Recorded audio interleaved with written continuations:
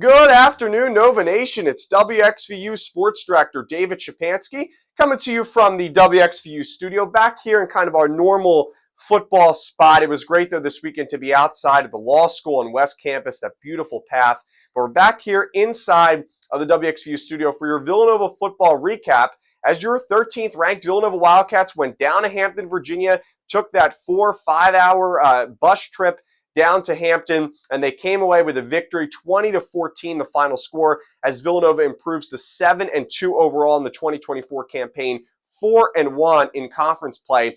And Villanova, let's just start off with the defense. I mean, the defense, once again, was absolutely amazing for the Wildcats. They limited this Hampton passing offense to under 100 yards, and they were able to contain the Hampton's rushing offense as well, right? I mean, coming into this game, we thought that this rushing offense, as I talked about over the weekend, had the opportunity to have a really big day, right? I mean, this is a team that was averaging, around 34, 35 points per game. The rushing attack was, averaging more than 200 yards per game.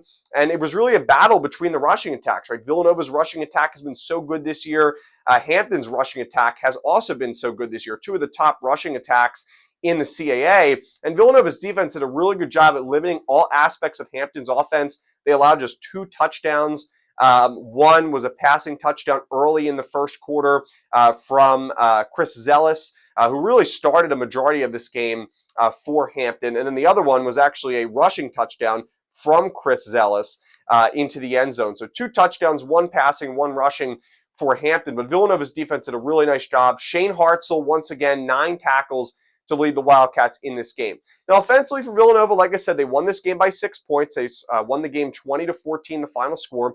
Villanova, once again, did not look all that crisp in the offense, especially in the passing game. Connor Watkins just 9 for 22, had no touchdowns, no interceptions for 149 yards. But Watkins did have a very nice connection. His best pass of the day was a 72-yard connection from Watkins to Jalen Sanchez. And Sanchez had his best game of the season by far, 5 receptions, 103 yards. That's the most receiving yards he's had in a game this year. So it was great to see Sanchez get on the stat sheet in a big way. And in terms of Villanova, when you kind of break down everything from the rushing attack, the rushing attack had 2 touchdowns. One of them was from David Abbott, who had 26 carries for a little less than 80 yards. And, that doesn't really jump off the page as Abbott had a great game. But I thought at times, he really kind of set the momentum for this Villanova offense, especially early on in the game, allowed Watkins to get into the passing attack.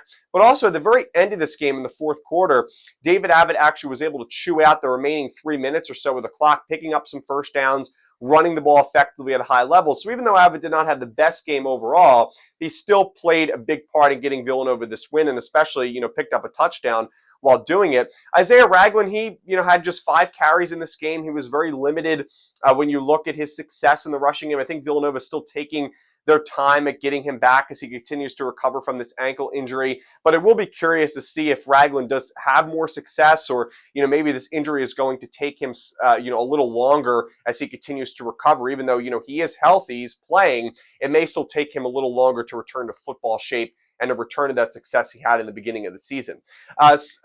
Absolute chaos in this game. The other rushing touchdown from Villanova came from Brendan Bell. Yes, linebacker Brendan Bell, who has been so good for Villanova, one of their top tacklers. Of course, him and Shane Hartzell, we talked about earlier, the 2 top pillars of this Villanova defense. And Hartzell had a big part of the defense earlier. As I said, Brendan Bell had a rushing touchdown, a 4-yard run. And in a game where we thought Hampton would pull out the bag of tricks, Villanova and Coach Ferrante, Coach Bowden, actually were the team that pulled out the bag of tricks and used it here with the Brendan Bell nice run to the right side of the end zone.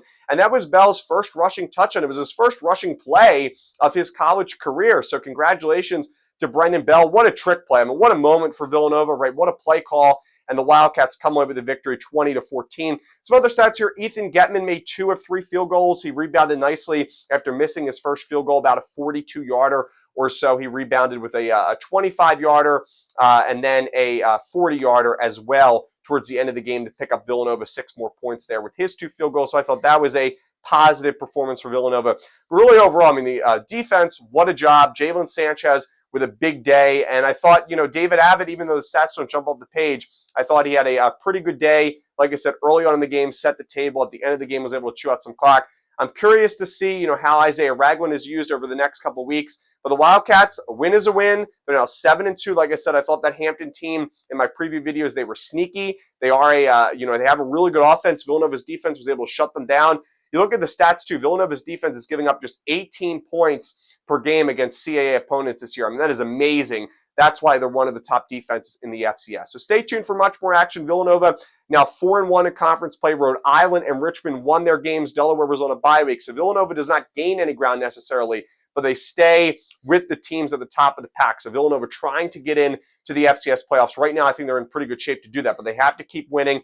So Villanova's next game this Saturday against North Carolina A&T at 1 p.m. at Villanova Stadium. So WXVU will have live coverage beginning at 12:30 p.m. with our pregame show as always, and I'll have much more content throughout the week. I also posted my recap article, which you can watch or you can view on the WXVU website as well as on all of my social media.